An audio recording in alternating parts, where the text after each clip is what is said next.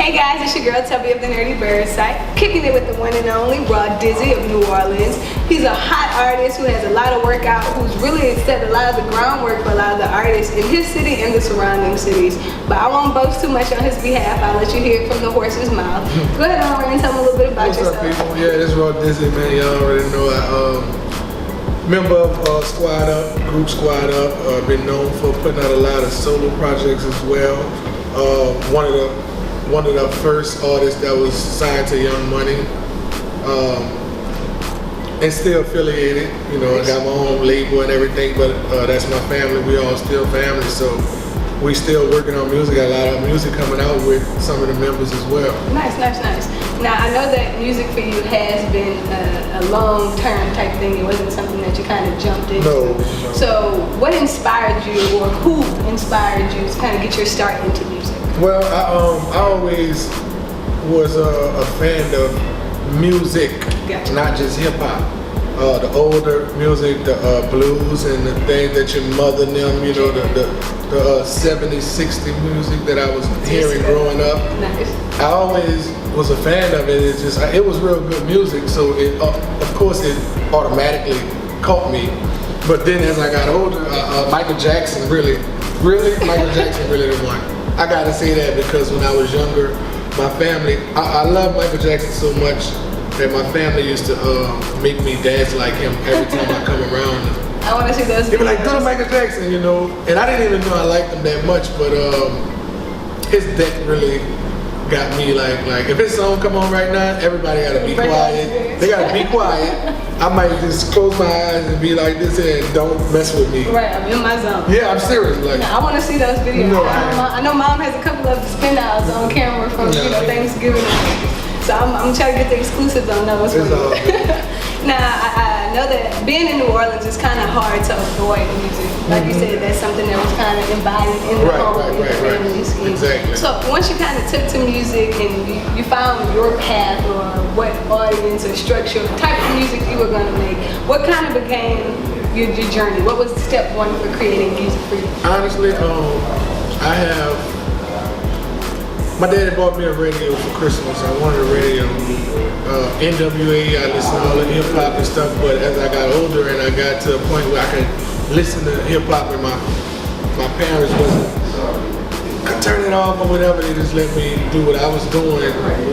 You know, I was influenced by the early on hip hop, NWA, everybody from New York and stuff like that, but what happened for me was doing the wrong things. And it's crazy because I'm a person that get a positive out of any negative. Right. Anything negative, I dig for a positive. That's a good thing. You know what I'm saying? So naturally, doing the wrong thing, smoking marijuana, and which is not right. I will not promote that, you know. But it kind of put me in a mindset with my friends, and that's what we was doing. Right. So we would start rapping. Okay, now me, I was always educated. I made straight A's and honor roll in school, and my friends would be like, you know what, you the best one. Right. And I'm like, man, y'all just, you know, they just was for some reason they felt like I was the best one out of the crew that would be freestyling. Nice. Okay, well, I'm about to start rapping, but I took my school literature and all that type of stuff, you know, English, and I was just good at it. Right. So once I learned the strategy of writing songs, Gotcha. I just was like, I didn't even follow nobody's lead. Like I love all artists. I used to buy people's stuff and they didn't know what they sound like. Right. Just because it was new. What's new? To you know? experience the music. And I used to buy it. So I can't say that I actually started following some artist's footsteps. Gotcha. It just happened, and I was naturally very unique, you know. But my voice to me sound crazy, you know, because this really was the start of it. Before the freestyle, me and my cousin used to have the school long time ago in the 80s. They had the school tape recorder, the flat tape recorder with the buttons on it thing. and you can press record on there, and it had the speaker connected to it. So I figured out as a child, I had to be 6 or 7 years old, I figured out that, okay, I can record. If I can record anything in the room, well, I could take another radio and play the instrumental, and I could record my vocals. So I really made a studio. Your own studio. That's crazy, like at 7 years old. And we used to get in trouble for that. Like my auntie busted in a room when me and my cousin, her son was writing a rap. And we be laughing about this till this day. He got in trouble because I hid my paper. She read his paper and she whipped him. You want to be a drug dealer? You know, it was funny, you know what I'm saying? So, but it was amazing that being young and put 2 and 2 together, and I was able to record myself. Nice. So my voice sounded real crazy, so I wasn't feeling it too much. It was like, okay, cool, and I didn't take it serious. Right. Then it got older, got a little older, and got to the freestyling thing with my friends, and I ended up being like that. So by that time, I was excellent in English and you know, all that type of stuff, school. So it just came together, and I was very unique, you know, to the point where I would start, people in my neighborhood would start relying on me to actually rap for other people. Like, man, you gotta hear him, you know, and it got me motivated to the point where, okay, I'm about to start taking this serious. So yeah, that's what happened with that. Nice. I'm really vibing on the fact that, one, you started in a family setting, because the inspiration in itself, you always have somebody in your corner kind of pushing you. Right. But also starting out so young and kind of just experiencing the do's and the do-nots. So we'll kind of talk about that. I know that you actually being in the squad, we're kind of talking about how that whole mixtape intro and the group kind of got together and got started, because after high school or getting comfortable in high school kind of seems to be the peak of where you realize, okay, this is Right. That's where actually when I really first recorded inside of a studio, I was in the 9th grade. Nice. So I was 14 years old, I was in the 9th grade, and the funny thing was, to go back to how squad and everything, you asked me how did that come together? Yeah, how did you guys kind of get that whole thing started? High school, gutter. I went to high school with Gutter. Nice. Me and Kid already knew each other from the neighborhood. We from the same neighborhood. Gutter and the rest of the members from the squad is from the east of New Orleans. Sure. So I went to school in New Orleans East after getting kicked out of the school downtown where I'm from. And you know, that's where I met Gutter and them and all that. And we just had a good, cool relationship. You know, everybody wanted to be fly in school, and you know, I had my little Audi and stuff. Everybody pretty much knew everybody. Right. So after high school, they were definitely with Wayne. You know, that was their buddy. Like, they've been knowing him. When we was in high school, they was running with him. Gotcha. You know, when he was just one of the little hot boys or whatever, they didn't know him. I didn't know him. And when the hot boys broke up, and Wayne stayed with Cash Money, Baby told Wayne, you know what? You know, those guys are fly. You know, Gutter and Mario and all them Super. Dudes used to be, you know, Super them had vets. It's called vet. Like everybody had, we had race cars and stuff. Nice. And Baby told Wayne that they should be a group. You know, he should show them how to rap. Because they was fly, you know, the girl, you know, Baby, that's a gift that Baby had. Baby is a businessman. And he's looking at what makes money. Right. So he like, okay, the hot boy's gone. Wayne, you got your crew, these dudes around here. We can get some money. We can make some money with this thing. So the thing was, they wasn't really rappers. And that's what me and Kid came in at, because we had already released albums like, you know, he said Unload and the Reload. We was a group called Tragedy, me and Kid. So by the time we hooked back up with them, which was crazy because I never forget I had a white Z28, and we used to go ride around the city. Me and Fuke, I don't know if y'all ever heard of Fuke, but that's one of Wayne's good friends, which is our friend from the neighborhood, and he's the one that really brought us together. Because we used to go racing in the cars and stuff, and we would meet up and we would run into a Gutter and them. They got their Corvettes and Camaros and Trans Ams and stuff. It's like, man, what's up, you know? So we started riding around the city together, and come to find out, they was with Wayne, Hot Boys gone, they starting to record, we rap. Wait, hold on, let me listen at this. So it was Kid first. They brought him to Wayne first. You know, and he rapped for Wayne, and Wayne, oh, I gotta have him. But the thing was, me and Kid was a group.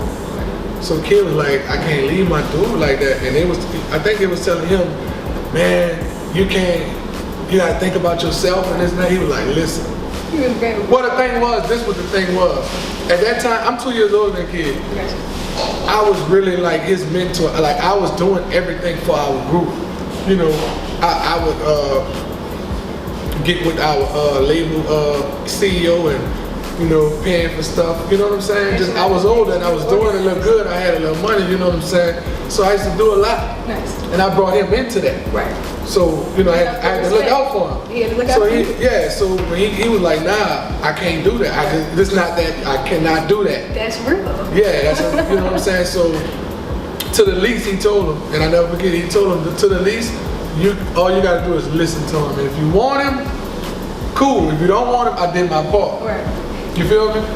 And when I went over there by Wayne and rapped for him, he was just blown away. Like he jumped up, his truck started. He had an automatic start, the truck started and everything. I don't know if he had a lot of stuff in his pocket and he hit the button or whatever. It was crazy, you know. And that's how Squad Up really locked in, and then we started going crazy recording. Nice. So how was that whole experience? Let's just take a moment to kind of talk about that. What was walking through that door? I'm gonna tell you this. At the time, I was working. I had a job, you know, and I was doing a little petty hustling in the neighborhood. But I really was. I'm so focused. Like I'm just a person that's always focused on no matter what I'm doing. Right. You'll think I'm doing more than what I'm doing because of the way that I strategize and the way that I take what I have and make other things. So I was working, petty hustling. I had 3 cars. I was 17 years old, and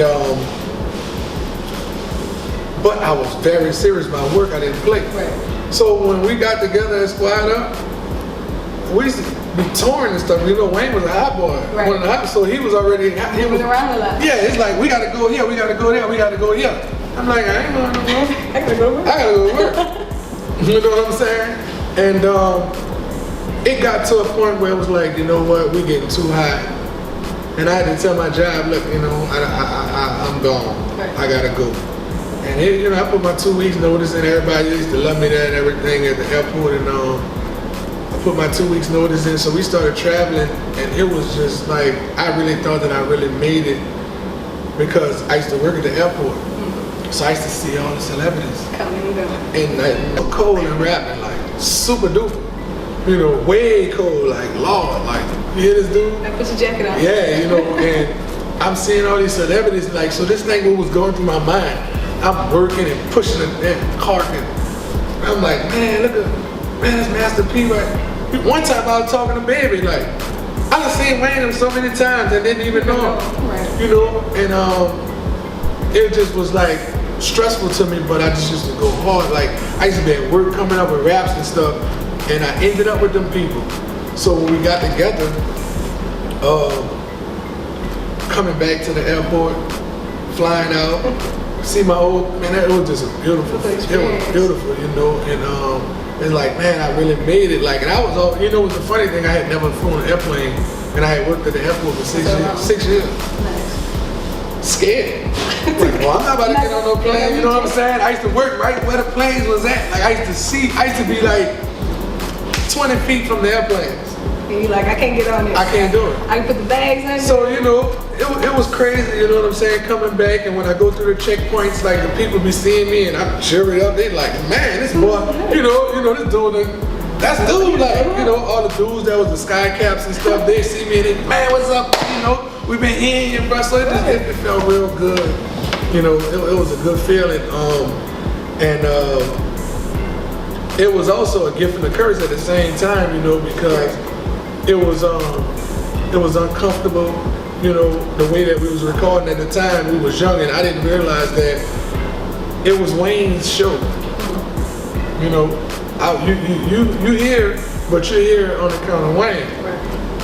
You know, this is Wayne's world, and I'm talented, and I'm a stand-up guy. Right. So it's like well, I'm not. Just sitting in the Yeah, I can't do this like this. I was raised like this. Right. So I started wanting to put out my own mixtapes. You know, it was holding me back and stuff. Which was, I could say it was holding me back, but it was Wayne's world. Right. It wasn't my time. Right, there's a certain structure in the game. You gotta take what they give you right now, and you gotta run with it and make it work for you. You feel me? Right. And I wasn't in that mindset. You know, when we put out a mixtape and Wayne, everybody all over the Wayne is all over the mixtape. I'm only on one song or something, and people loving me when we travel. They, man, what's up, Dizzy? And I'm like, you know, and I was young. I didn't, you know, so I should have been more humble, you know what I'm saying? But you know what I started doing? When we would finish a mixtape, everybody will get it. Like, as soon as it's finished, we'll get it. So I take the mixtape, I put one of my songs on there. Like no, it was another song on there. It would be me. I remember we had conflict. Wayne was like, this is put his song on, but I ain't gonna lie, that was cool. He couldn't even be mad. He couldn't be mad at me. He couldn't. Or too wrong. Yeah, that was that. I remember that specifically. That was Nas. I rapped over Nas, Made You Look. Nice. Remember that? They shooting, Made You Look. If you hear what I did to that beat, I'm gonna have to go listen to it. You gotta find that. I'm gonna have to go That's listen crazy. to it. Yeah. But yeah. Coming into that transition point, I know that whole experience kind of enlightened you, inspired you, and opened you up not only as a person but as an artist as well. So kind of give us a guide, I guess, on business aspects. What did you learn along the way coming into those new experiences in the world of music? Well, business-wise, I got a chance to actually see how things really work. You know, I had been on the outside for so long. Right. So, just the whole process of how real albums get recorded, photo shoots, videos. You know, we was like on the scene of a video. Like Wayne was laughing at me and Kid one time on Way of Life video shoot. You remember that song? Baby, I'm a star. We was at that video. That was the first video shoot I was ever really at, the real video. And the directors kept asking people, "Wait, we need somebody for this and that." Me and Kid was like, we was trying to be in there, you know. Man, so Wayne was laughing at us because one scene, I think the end of the video, everybody laid out on the lawn. And we was laid out on the lawn, and it's like, boy, nobody. Wayne was like, y'all stupid. He like, man, nobody ain't gonna know that's y'all. Like, why is y'all all over, you know? This is the thing, the camera gonna be, it's just, it wanna see plenty people. Right. You not about to stand out, you was messing with, you know what I'm saying? But it showed me, to answer your question, that how these things work. Right. So I've learned that, and it's like, okay, so now think about it. Now I see how this works. And when it goes into me having my own record company and shoot my own videos, like I've been shooting my own videos since then. Nice. So you pay attention. Yeah, everything. Everything. That's why I was asking him about that camera, because I know about that lens. You say he didn't know. He said he didn't know, the cameraman. I was like, I knew what it was, because I be asking questions. I like look at lenses, everything. Like I know.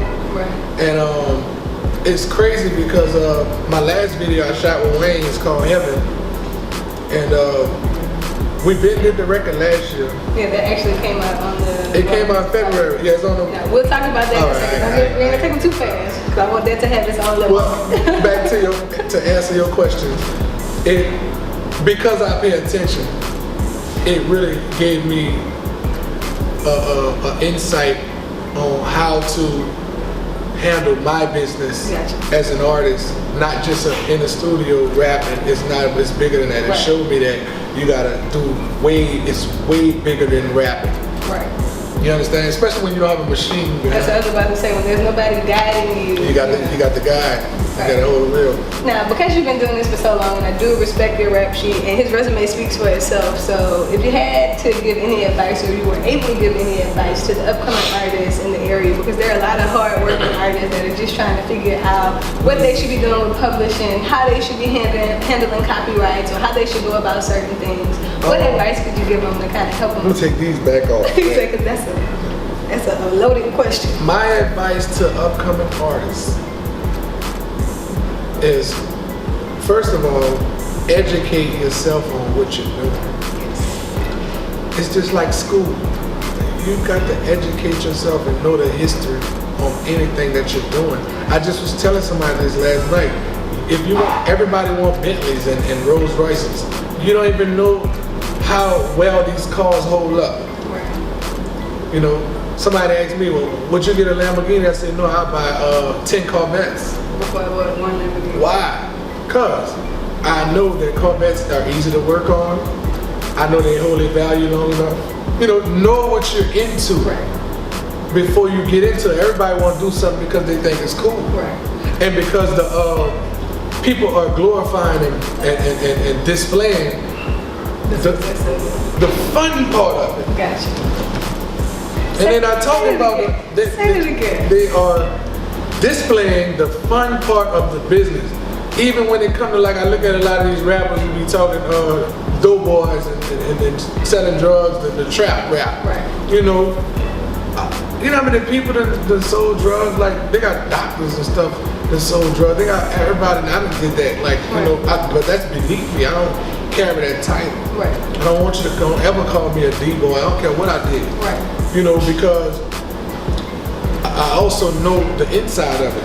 You know, if they be displaying it, yeah, I made this, I made that money, I sold that. Well, tell them about when you be in that trap house, how scared you be up in there. Every sound that you hear, you getting up, looking at the window, you don't know if it's the police or them boys coming through there. Tell them everything. You feel what I'm saying? So know what you're doing before you go into it. You might could be the best drug dealer if you're gonna sell drugs. Not saying sell drugs, but learn about what you're doing before you go into it. And as far as the music, you know, another thing to my thing about what you're getting into. If you have a job or want to be a rapper, don't quit your day job. I quit my job because I was on. But if you listen, I said I wanted to work. I was with Cash Money Records. And they had to make me leave my job. You understand what I'm saying? And I'm gonna tell you why it's not good to quit your day job when you try to pursue a music career early on. Because the money that you make on your job can support what you're doing. Nobody's not gonna, how you gonna get hot? If you're not signed to a label, who gonna pay for your flyers and your clothes? You said your gear, everything. How you gonna look good? Who gonna pay for that? Your mama? My mama. You might. My mama not. Some people got that, but I'm just saying, like, you gotta have budget. So people be, and why I'm stressing this is because people be thinking, because I thought it, I'm speaking out of experience. I was under the impression, man, I'm not, I don't need to be seen, nobody don't need to be seeing me working and all this here. I'm doing this here. Yeah, once I got in it, I was like that. So then it's like, you know what? What you gonna do? How are you gonna pay for your career? Who's gonna do that? So don't quit your day job. You can work and be a rapper. Kanye West did it. Kid Cudi did it. You know what I'm saying? A lot of people work like they be thinking that I gotta be a drug dealer or whatever. Listen, when I was messing with those drugs and stuff like that, I had a job at the same time. I was working and hustling. And this the funniest thing in the world. The drugs, I wasn't even making no money with the drugs. Guess what I was doing with the job though? I had 3 cars. Everything you needed. So your side hustle was just a cushion. So being cool is not cool. Say that again. Being cool is not cool. Being you is the coolest thing in the world, and making things work for you, and not trying to live up to something that you're not. And I know that people hear that all the time, but they don't know how important it is. So just be yourself. Be yourself, and you will be okay. Why? Because nobody can do that better than you. Nope, they can. I had drug dealers, my friends, my peers. They was out there all night long. I swear on everything I love. They was out there all night long on Design Galvez, if y'all want to go back and look, in New Orleans, hustling all night long. And I was coming through with 2 and 3 cars. And I ain't trying to play nobody or make it like, you know, I was this and that, but I had the same stuff that they had. Right. And wasn't even into the world. They was like, what is he doing? Right. He's utilizing. But they forgot when I was on that bus, looking at them, 6 o'clock in the morning when they was out there all night. I passed on the bus. I said, well, what's up, man? You ain't seen me? Cool. I'm going to school. Going to work. Going to work. You know what I'm saying? So, yeah, that's my thing with that, you know. You guys make sure you hold very heartedly to what he's saying because it's real. It's real. It's very real. And I know that you're a father. Mm-hmm. And I like to talk to artists who are parents because they are able to give insight. I know a lot of artists. I've sat down and talked with a lot of artists that honestly, genuinely feel like it's impossible to do both. Like they have to kind of give up that parental, you know, experience or responsibility to be able to focus and go hard in the entertainment field. I love the healthy balance when there are artists that come and sit down and they're able to say, no, certain days, depending on where I'm going in the environment, my kids in the studio with me. Because it's more important for me to be a parent than it is for me to appeal to somebody else. Right. So I know that you have a son, and we'll kind of touch bases on that. What is that whole experience like for you, finding a healthy balance between parenthood and your artistry? I had to get to this point. Right. Right now, I'm gonna say right now, I'm in a mindset where nothing matters except my family and my music. And I'm telling you, I'm so focused about that and serious about that. It's like I have family members that, to be honest with you, I have a cousin funeral going on right now in Baton Rouge. Right. Seriously. And look where I'm at. That's what I say. We give you our condolences and we appreciate you. I appreciate it, but this is what, like, I'm not letting nothing distract me from what I'm doing. Right. But as far as the balance of being a father, it's like, okay, you know what I'm gonna do? Every chance I get, I'm going to the studio. Right. You know, when my wife come home and be like, you know what? She looking like, oh, I'm tired or whatever. You know what I do? Hey, baby, you all right? What you about to do? you ain't doing nothing? I'm about to go to the studio. Right. Taking You about to go to the studio? Didn't you go to And I think that's better. A lot of people, instead of doing that, finding that free moment where it's conducive for everybody involved, it's just like, hey, I'm going to the studio. Well, I'm trying to do 6 things. There's food on it. I'm going to the How studio. serious are you about what you're doing? Right. And that's why I said nothing don't matter to me but my music and my family right now. I don't care about playing with no females. I'm not worried about hanging with my partners. And I done did all that though. We gotta look at that too. So I can't judge nobody or nothing. For doing it. I done did all that. Right now, that's why I said before I started talking, I said where I'm at right now. Took time. But it's a good thing for these upcoming artists to listen to what I'm saying, and they need to put themselves in the mindset I am now, so that they can be better off than I am right now. Right. You know, do it ahead. Get in this mindset ahead. Nothing matters but what you're doing and what's important. Right. You know, people won't play and all and say, oh, all right, yeah, oh, I want to look. Man, come on, like. What's the point? You can do all that once you lock down and secure that bag. Get that money. You know, secure your future, secure what you're doing. Make sure that you are able to do it to the fullest. Don't be half-stepping. Take a half a step and see how far you get. Right. You're messing up you half-stepping. What have your shoes? You're messing everything up. You're messing up your step. Gotcha. You feel me? So that's just me, you know. And as far as the balance goes, like why it's so important to know what you want and how serious you are about what you're doing. It helps balance. When you lollygagging and you won't play with this a little bit, it's not good because you're gonna get confused. You're gonna be everywhere. Well, you're gonna get confused about what's really important. Gotcha. It's gonna be hard to determine because you're doing this and you're doing that. Just like a relationship, you playing with this woman, playing with that woman. Now, who you really love? You don't know. You love both of them. What you gonna do now? You stuck. can't move forward. You gotta know where you're at out here. Yeah. You know, so I'm just so focused right now, and my music coming out real good. I got a new album. It's almost finished. I just started on it last month. Play with me. Now, before we get into the new project, because that's exclusive, I'm going to take a moment. The Raw Dizzy album has been out since February, right? Yes, since February 2017. Now, you have 10 tracks on here, some very awesome features, but I'll go ahead and let you break down that project for us. Go ahead and tell us some of your features and the production Let me look at it so I can remember. He said it's been a minute, and I work with a lot of people. The thing is, you know, I have good production from Ray Luminate, one of my good brothers in the music business as well. He's a good friend. He's younger than me, but I like to work with people that really have their heart in this.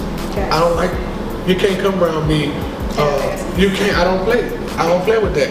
I ain't gonna tell you nothing. I'm just not gonna fool with you. Right. You know what I'm saying? And if I do decide to tell you something, you know, listen, you really messed up with me. But he had his heart in it. And he actually produced like 7 tracks. Yeah, I saw his name a couple of times. But this the thing. Ray is a guy. Y'all can go check him out too. Ray Luminate on Facebook, Instagram. I don't know where the underscore go or whatever. But try to find him. Try to find him. The thing is,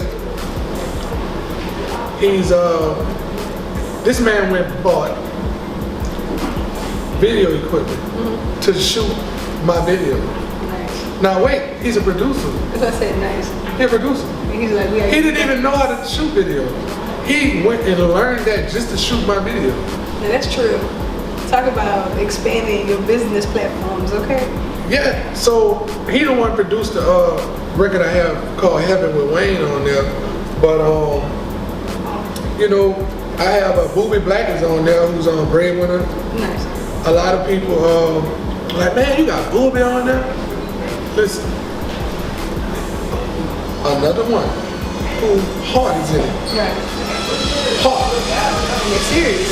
You're a real dude. I don't play with no. I don't condone no foolishness. I don't operate or talk to people that's not real. I can see it straight from the jump. Right. Me and Booby click. I heard the record. If I can hear you on the record, I'll call you. Call me. You know what I'm saying? Man, I gotta put Booby on here. And guess what? He did better than me on there. That's what's up. And they was like, man, Booby, like, you might have to. I'm like, nah, I ain't fooling with that. Let Booby do his thing. I understand. Go ahead on, Booby. I ain't got nothing to prove. Right, that's what's up. You know what I'm saying? So, shout out to Booby Black. I got Kid is on as well. We had a video called Ball, a song called Ball. Did that like feel like old times for you? Did it feel like that group set? Man, that dude, yeah, because he did just what he always do. He went right up in there and did his verse in 5 seconds. You know what I'm saying? Another good song. We got a video actually. Y'all can go on YouTube and look for that. Raw Dizzy featuring Kid, Ball, B-A-L-L. I got what else I got on here? Some heat, none of that. I got some nice records. Fifth Wall Weeby, I got a song called Tell the Truth, you know. Okay, that's gonna be dope. Speak for itself. I need to go listen to that one. There's a video as well. That video is on YouTube as well, under Raw Dizzy, Tell the Truth, featuring Fifth Wall Weeby. Tell the truth, speak for itself, you know, stop all that lying, like, be real with yourself, like we just said, you know, and even if you ain't got no money in your pocket, it's okay. Being broke is temporary. A lot of people are scared to be, oh, I'm broke. And then they go on and all this extra stuff. Man, some of the richest people have been broke before. Right. It's okay. Now when you make it a habit of being broke, then be worried. Then show concern. I could go broke. Me, I don't care about being broke because I got a lot of stuff to show for it. It's a reason if I go broke. Right, you got the stuff in your head to not be broke. I'm gonna get back right anyway. It's not gonna last. Now, creating this particular project, was it something that you guys sat at the round table and kind of got ideas for, or was it just a I'm always working. You know, I'm a protege of Raj Smooth. Gotcha. His little brother too. Business partner too, 3. And studio manager of his studio. Gotcha. So I'm always working. He don't even be there. I be working. I'm going to the studio. I know how to I record myself and everything, so I'm always working. So when I say, you know what, it's time for me to drop something, I just get in that zone. it's time to drop. I gotta come out. I've been doing songs all the time, not finishing this and that. Time to get down. Nice. Boom, ready. So you've been working on the new project for about a month or something, right? 1 month. 1 month. And now how, first of all, can we get the exclusives? Can we get the title of that project? Or you gonna hold it from us? I'm gonna hold the title. That means y'all have to stay tuned because he's gonna be dropping that information soon. But it will have a title because this one was self-titled. Okay. But you know, I can speak on that album if you want me to. Yes, let's or talk. you want to keep going? We good with this one? Yeah, we good. All right, Rod let's put Dizzy is this out one there. You Y'all guys gonna get, wait, hold purchase. on. Right. Spotify, iTunes, Google Play, Tidal. You can go get this album right here, right now. Get the heat. Featuring Fifth Wall Weavy, Lil Wayne, Booby Black, Kid, myself. Got some good production on there. And also, you can go on YouTube if you don't want to go get it nowhere. Just go. You go need look to at hear the it. videos. You know what I'm saying? Yeah. Support good music. Yeah. Now. So don't forget, you guys, make sure you check out the Rod Dizzy. It's everywhere, majorly streaming. Don't sleep on the video footage, raw content. Right. But we'll give them a second to go ahead on and explain, I guess, the structure behind the new project and idea of when we'll be actually getting it. The new album should be ready before